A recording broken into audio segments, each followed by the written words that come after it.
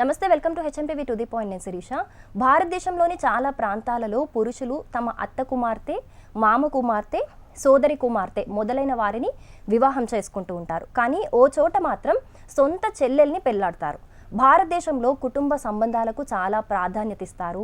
తల్లిదండ్రుల అనుబంధం, అన్నదమ్ముల అనుబంధం, అన్నా చెల్లెల అనురాగం, భార్యాభర్తల అనుబంధం, ఇలా సంబంధాల జాబితా సాగుతూ ఉంటుంది. కానీ ఓ గ్రామం అన్నా చెల్లెల బంధాన్ని భార్యాభర్తల బంధంగా మార్చేసింది. భారతీయ సాంప్రదాయంలో కుటుంబం, వివాహ వ్యవస్థ చాలా ముఖ్యమైనవి.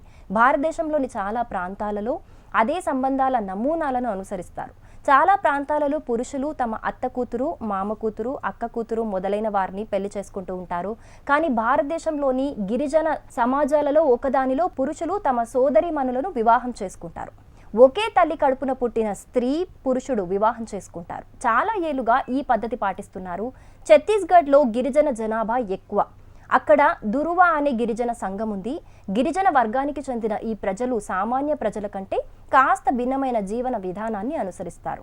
ధృవ గిరిజన సాంప్రదాయం ప్రకారం ఒకే తల్లి గర్భం నుండి పుట్టిన అబ్బాయిలు, అమ్మాయిలు వివాహం చేసుకుంటారు. అంటే అన్నదమ్ములు, అక్క చెల్లెళ్ళు అన్న అనుబంధాలలో, అంటే ఈ సంబంధాలలో పెళ్లి చేసుకుంటూ ఉంటారు. అటువంటి సంస్కృతిని ఇక్కడ ఎందుకు అనుసరిస్తున్నారో వివరణ అయితే ఇప్పటి వరకైతే లేదు. కానీ ఎవరైనా తమ సోదరులు, సోదరీమణులను వివాహం చేసుకోవటానికి నిరాకరిస్తే గనక వారు కఠినంగా శిక్షించబడతారు.